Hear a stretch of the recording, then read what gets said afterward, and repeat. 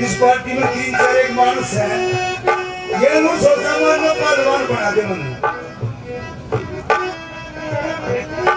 अच्छी बात है इन्हीं सोचा पहलवान बना दे भाई साहब अब मैं सवेरे रोटी खाया ना करता अब बताओ आदमी 2 गिलास दूध पी ले 3 पी ले 4 पी ले 5 पी ले ये लगे रहने को ना 10 ना पी ले तो भी गए कौन छोड़ दे ये सब है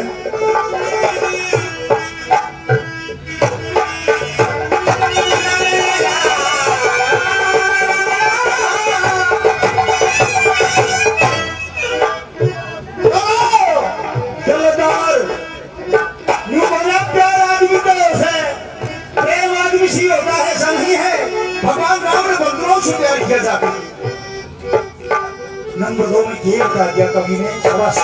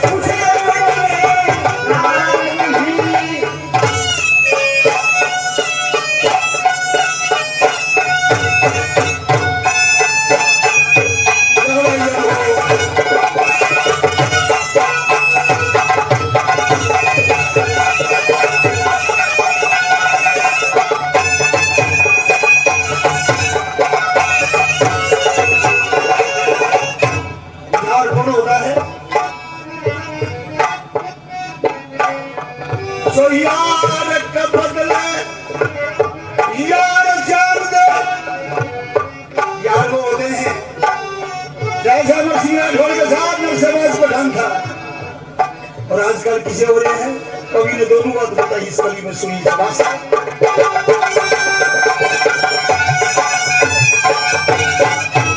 यार का बदला यार जान दे, आम ले शरमते नहीं, दे दे खून पसीने पे वो मर मिटने तभी आते नहीं, और प्यार करिए यारा का दिल आम दर्दी में आते नहीं, कई मुंह पे मिठी बात करे और बखर पड़े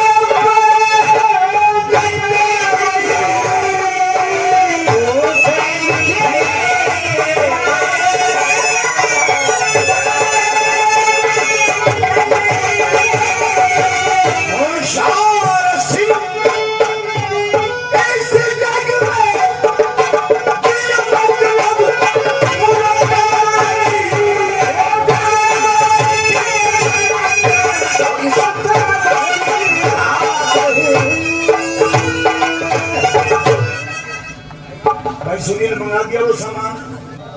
चलो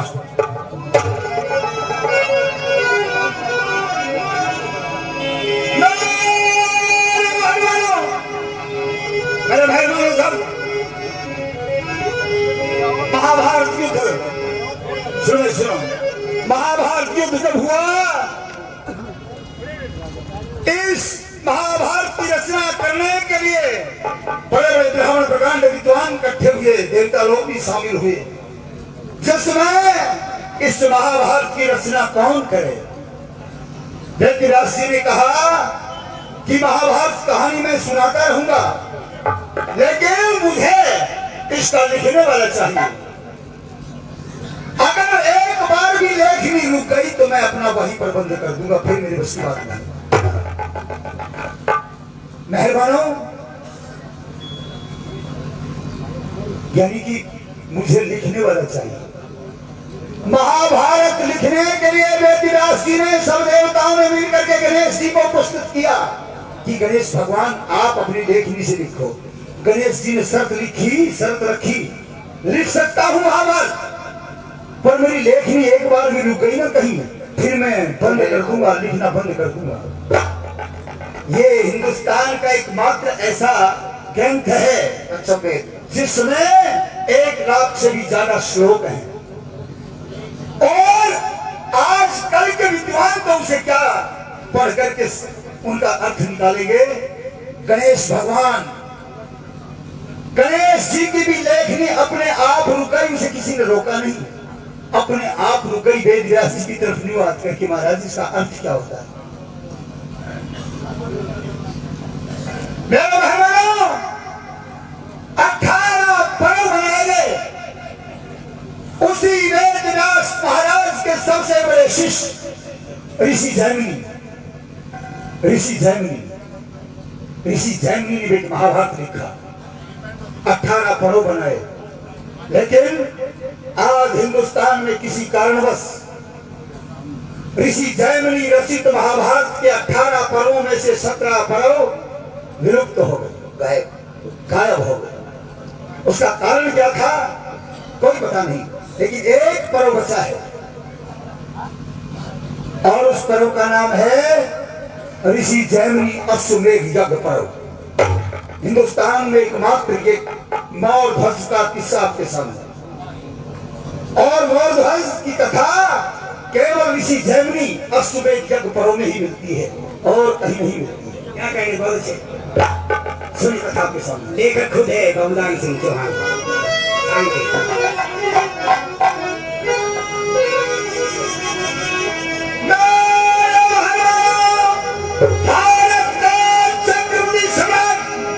महाभारत युद्ध के बाद युधिष्ठिर महाराज को बना दिया जाता है। वेदव्यास जी ने आकर के युधिष्ठिर को, हे पुत्र, इस युद्ध में पता नहीं कितने पाप और महापाप हुए हैं, आज आप इस पृथ्वी के एकमात्र छत्रधारी हैं, चक्रवर्ती सम्राट हैं। इसलिए मैं आपको एक बात कहना चाहता हूं कि कहीं भूल गए।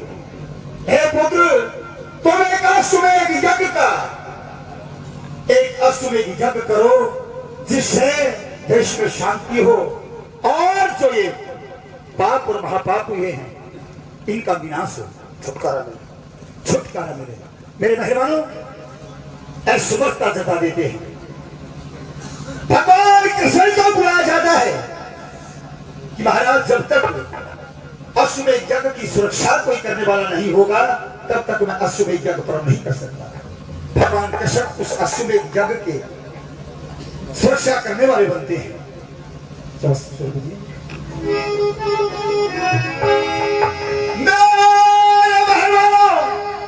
एक अश्व की पूजा होती है। अश्वमेध यज्ञ में एक अश्व की पूजा की जाती है और उस अश्व की पूजा अर्चना करने के बाद अश्व की पूजा नहीं होती है, पर वो चीज भी अश्व के में जो लागू है। अश्व के लिंग की पूजा होती है। अश्व यज्ञ में पूजा करके उस घोड़े को छोड़ दिया जाता है। जहां जहां जिस देश में जाएगा कोई भी राजा इसे पकड़ेगा, उसके साथ उसका युद्ध करना पड़ेगा। अर्जुन उस घोड़े के रखवाले चलने में है। मेरे महाराज कृष्ण भगवान की सेना कर्ण का पुत्र भीम सहदेव सभी घोड़े के साथ चल देते हैं। लेकिन अर्जुन ने जाते हुए भगवान कृष्ण की तरफ देखा भी नहीं। महाराज, अर्जुन के दिल में घमंड आ जाता है कि महाभारत जब तूने जीत लिया तब योद्धा बचा ही कौन है। कृष्ण भगवान को टोकते भी नहीं। कृष्ण भगवान इस बात से खिन्न हो जाते हैं।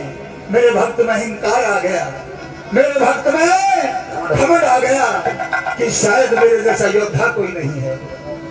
मेरे मेहमानों, चलते चलते वो घोड़ा दक्षिण दिशा से चलता चलता उत्तर दिशा में आ जाता है।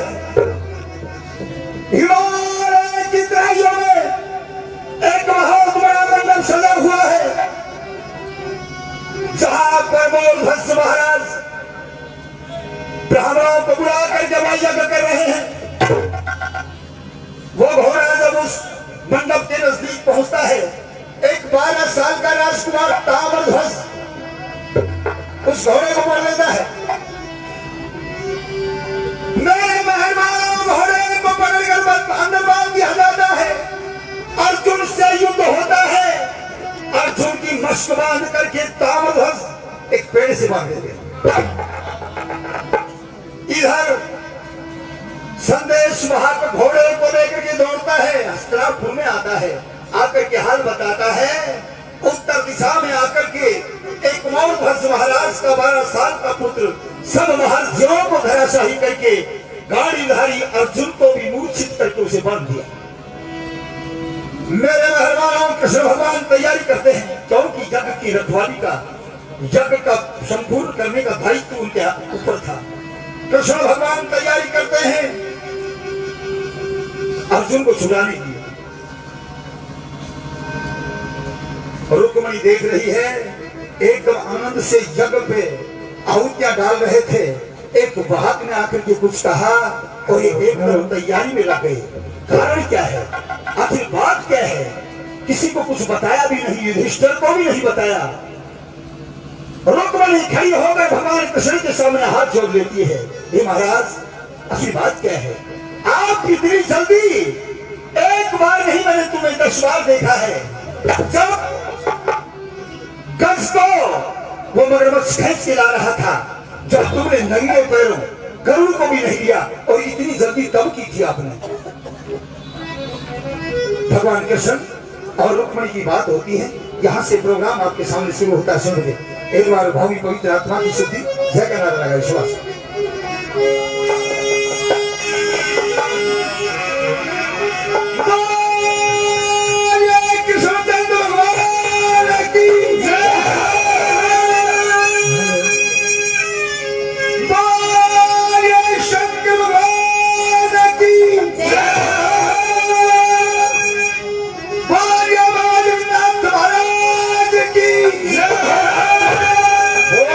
छोटूनाथ महाराज जय हो। कितना सुंदर है तो नाम कहो राम,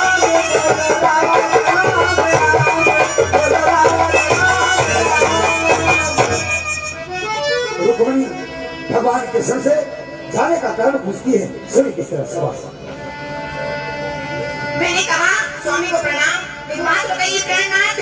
आज सर कहाँ जाने की तैयारी कर रही थी अपनी? देवी क्या क्या घरी हो? आज आप इतनी जल्दी में हो? मैंने आपको पहले जब ही देखा था और आज मैं आपको देख रही हूँ, आप इतनी जल्दी में हो। आज कहाँ जा रहे हो? कुछ कारण बताइए महाराज। देवी क्या? मैं कहाँ जा रहा हूँ ये बताओ आपको। जी बिल्कुल। इस दुनिया भर में मेरे जितने भी भगत है देवी, अच्छा उन पर जब कोई संकट आता है उसे जब याद करते हैं तो उन्हें उनकी रक्षा के लिए मुझे जाना पड़ता है। तो महाराज आज किसमें संकट आया है जो आप इतनी जल्दी यहाँ से निकलने की तैयारी कर रहे हो? कहिए आप क्या पूछना चाहते हैं, कहिए। सुनिए।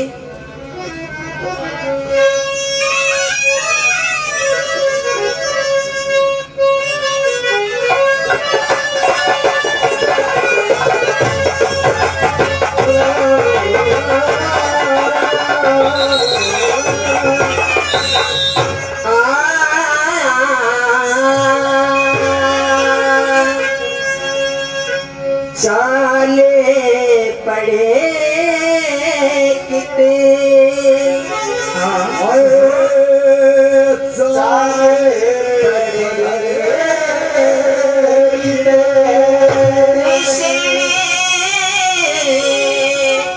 मुरारी हो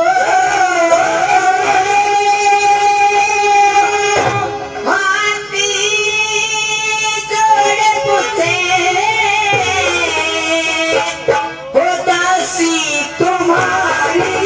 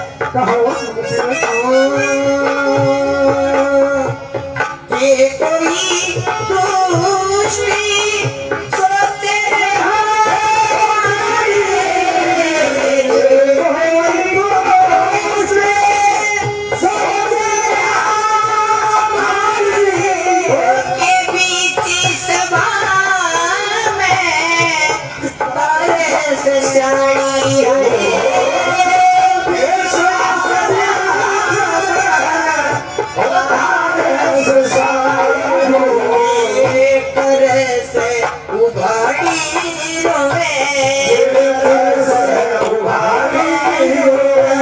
पिया पीला बिचारी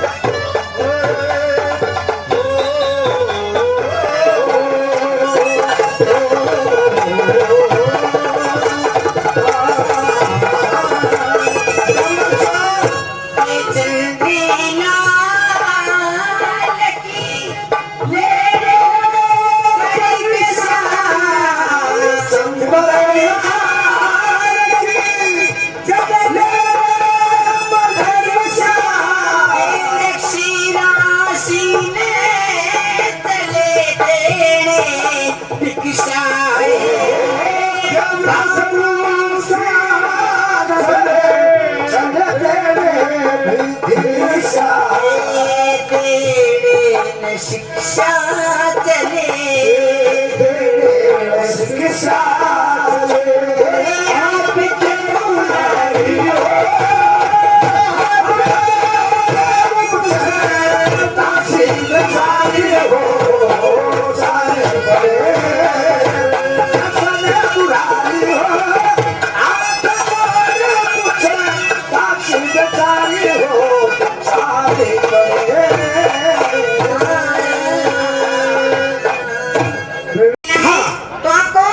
इंतजार करना पड़ेगा। मैं भी हमें इंतजार करना पड़ेगा कुछ वक्त। ये साधु नाराज नहीं हो, जल्दी मैं करो। अभी थोड़ी देर में महाराज तक खबर पहुंचाती हूँ। जल्दी करो। अभी आती हूँ। महाराज कहो कौन सा खेल दिखा रहती है? महाराज को दे प्रणाम हो। अर्जुन, तुम कह रहे थे कि मेरे से बढ़ करके इस दुनिया में भगवान आपका कोई भगत नहीं है। हाँ अब देखते जाओ ये लीला। तो यार तो लुगाई खड़ी थी, कौन भगत आ गया मेरे को पड़ गया। हाँ, देखते रहो, देखते रहो। चलो मेरी लीला देखूंगा तेरा काम। रानी कुसुमवती, रानी कुसुमवती, रानी कुसुमवती। जी महाराज। कहो दासी कैसे आना हुआ? महाराज बाहर द्वार पर दो साधु आए हैं और वो आपसे मिलना चाहते हैं। रानी, तो बहुत ही सौभाग्य की बात है, अपने द्वार पे साधु आए हैं, उन्हें आदर सहित। रानी कुसुमवती, जी महाराज। संत मिलन को चाहिए तज माया अभिमान, जाओ जाओ पग आगे धरे कौटिन यज्ञ समान। महाराज ये तो एक यज्ञ के समान है। हम यज्ञ कर रहे हैं यहाँ हिमालय की तराइयों में आकर, भगवान शिव के अखाड़े में आकर के, उनके शरण में आकर के। जी और आज दो साधुओं का आना, अपने द्वार पे आना अपनी रानी, सौभाग्य की बात है। यज्ञ को कभी सूना नहीं छोड़ा जाता है। आप यज्ञ पर विराजमान रहें, मैं अभी उन महात्माओं से मिल के आता हूँ। चलिए महाराज। बस मैंने कहा महाराज प्रणाम। आयुष्मान रहो, आयुष्मान रहो। दूधे नावे पुत्र फलो।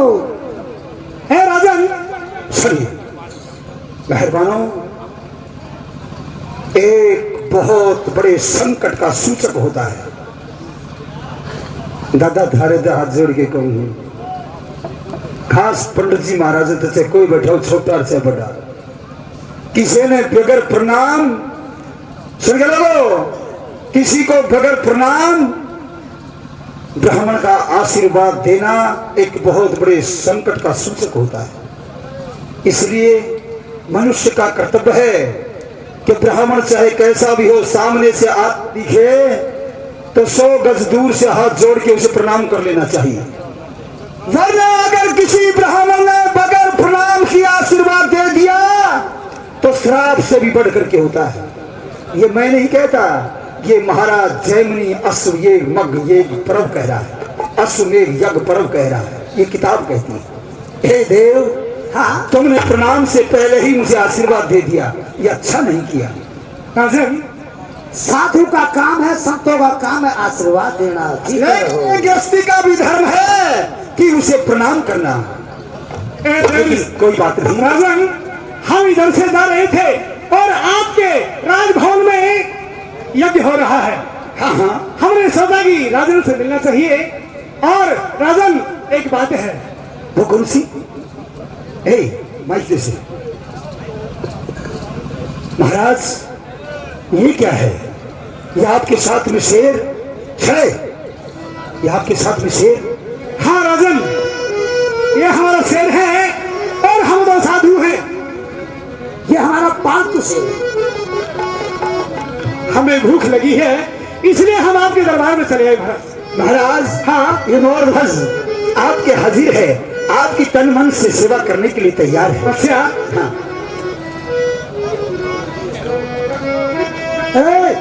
शेर बना रहना, असल बात में शेर बना रहना। में सु तुम कदी बनाओगे तो कदी पढ़ना पड़ेगा। सुनो सुनो, हे सिंह महाराज, बोलो महाराज मेरी से बात कर लूं? हाँ, हे सिंहराज, बोलो। हे महाराज, आप इन साधुओं के साथ, आप जंगल के राजा हैं, इन साधुओं के साथ आप क्या कर रहे हैं? भाई ये मेरे को लेकर के आए हैं। हाँ, हाँ। और ये कहेंगे मैं वो करूंगा, ये खुद स्वयं लेकर के आए हैं। जो कहेंगे आप, इनकी आज्ञा का मैं पालन। जो ये कहेंगे वही तुम करोगे? बिल्कुल। ये लुगाई बनाओगे, लुगाई पर बढ़ना पड़ेगा। मैं इनकी आट में हूँ आज। महाराज कहा मैं आपके लिए भोजन तैयार करवा दूं? हाँ राजन, हमारा शेर और हम बहुत दिनों से भूखे हैं, जल्दी कीजिए। लेकिन आप भोजन कैसा करेंगे? भोजन? हाँ राजन, पहले हमसे आपको वचन भरने पड़ेंगे। वचन, भोजन के लिए वचन? हाँ। हे क्या राजन, है? हम बिना वचन लिए किसी का भी अन्न नहीं खाते। बहुत बढ़िया। पहले वचन चाहिए, फिर हम खाना खाएंगे। भूख से परेशान है। करो ही करो। राजन, पहले आपको 3 वचन भरने पड़ेंगे। 3 वचन? हाँ। महाराज कहो। 1 2 और 3। तीनों दे दिया। कहो। ए राजन, अब सुनिए हमारी बात। कहो। राजन, हम जो भोजन खाएंगे, हमारा जो शेर है ये नरभक्षी है। क्या कहा? ये नरभक्षी है? हमारा शेर नरभक्षी है राजन। मेहरबानो, यहाँ ये कथा मोर खा जाती है। आपने और हमने नहीं, हमारे बुजुर्गों ने आज तक ये सुना है कि मोरध्वज राजा और रानी, उनसे उन साधुओं ने, भगवान कृष्ण और अर्जुन ने उनका पुत्र ताम्रध्वज मांगा था। बहुत बढ़िया। मैं कथा भी इसी तरह सुनाऊंगा जैसा आपने सुना था। लेकिन सत्यता ये है, भाई, सत्यता ये है कि ये अश्वमेध यज्ञ पर्व कहता है भगवान कृष्ण ने ताम्रध्वज को नहीं मांगा था, भगवान कृष्ण ने मोर ध्वज का शरीर मांगा था, ये कहता है। और मोर ध्वज को ही रानी ने और ताम्रध्वज कौर ने मोर ध्वज राजा को ही चीर करके शेर को डाला था। ये पुराण तो कहता है ये, लेकिन हमारे बुजुर्गों से जैसा हम सुनते आए हैं, मैंने आपको सच्चाई से अवगत तो दिया है करवा कि मोर ध्वज को राजा, मोर ध्वज को उसके पुत्र ने और उसकी रानी ने चीर करके शेर के सामने डाला था, ना कि मोर ध्वज ने और रानी ने अपने कुंवर को चीर के डाला था। ये अश्वमेध यज्ञ पर्व कहीं भी गोरखपुर गीता प्रेस की जो दुकान है वहां से ले सकते हैं आप, सन से दूर करने के लिए। बताने का फर्ज से। महाराज कहो, आपका शेर क्या कहना चाहता है? हमारा शेर नरभक्षी है। ये नर को खाता है।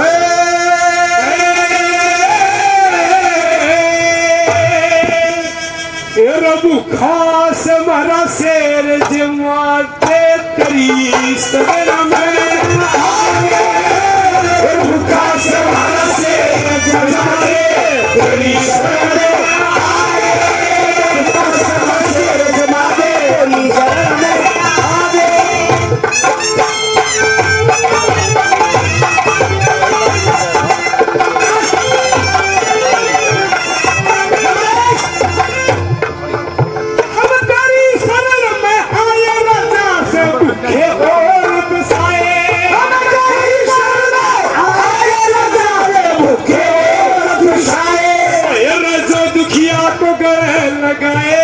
समझो गंगा नहावे, भूखा शेर जमाते तेरी सदन में, भूखा शेर जमाते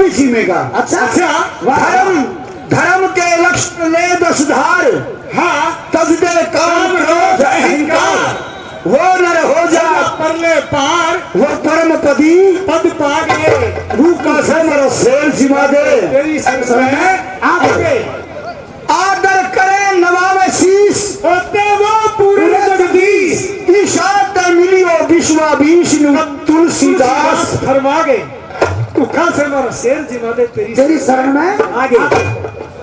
महाराज मैं आपका स्वागत करता हूँ और आपका भोजन और आपका शेर का भोजन जो भी कुछ आप कहेंगे मैं आपके लिए हाजिर हूँ और मैं वचन भर चुका हूँ। महाराज आप जो मांगेंगे भूख नागरी से करनी। अरे शेर भी मुंह पारा से कहो। कहिए राजन। राजन हमारा जो शेर है आपके बेटे ताम्रध्वज को अभी घबरा गए। राजन हमारा शेर है नर का भक्षण करता है और आपके महलों में आपका 12 साल का कंवर है जो ताम्रध्वज, जो आपको सबसे प्यारा है, हे ब्राह्मण उसका भोजन चाहता है। हे ब्राह्मण ऐसा मत करो, मेरा एक ही तो पुत्र है। राजन मेरी रानी का तन मांग लो, मेरा तन मांग लो। अगर आप ऐसा करते हो तो आप वतन हारी हो जाओगे। नाचा के बाबा चल दिया घोड़ा उल्टा। हे ब्राह्मण सबसे प्यारा पुत्र हो, पुत्र से प्यारे प्राण, पर दशरथ ने दोनों दिए पर वचन न दिए। ब्राह्मण देव मेरे साथ में से न्याय मत करो, मेरी दुनिया मेरा ताम्रध्वज ही तो है। गृहस्थी के घर से कोई भूखा नहीं जाना चाहिए, तू कहे तो उल्टे चले जाएंगे। और राजन एक बात और सुनो, क्या? जब ताम्रध्वज को राजा रानी तुम चीरोगे तुम्हारी आंखों से आंसू नहीं आने चाहिए। मेरी ताम्रध्वज को मैं और रानी दोनों हाँ चीरेंगे दोनों अपने हाथों से चीरोगे। और मेरी आंसू ही नहीं आनी चाहिए। हाँ तब ही मेरा शेर भोजन करेगा। आंसू आएगा तो शेर मारा खाओ नहीं। हे ब्राह्मण देव ये कैसे हो सकता है जब एक माँ अपने पुत्र को अपने हाथ से चीर दे, और ऐसा अगर हो भी जाए, संभव भी हो जाए, तो ये कैसे हो सकता है कि उसकी आंख से आंसू ना आए। अब आप देखो राजन, आप हमें भोजन करवाते हो या अपने द्वार से ऐसे ही भेजते हो? महाराज ऐसा तो नहीं हो सकता, ऐसा नहीं हो सकता। लोगों कृष्ण अर्जुन से कह रहा था, अर्जुन देख तू अपने आप को भक्त कहता है, आज मेरे भक्त को देख तू। रानी कुसुमवती महाराज आप विश्राम करें। ठीक है ठीक है।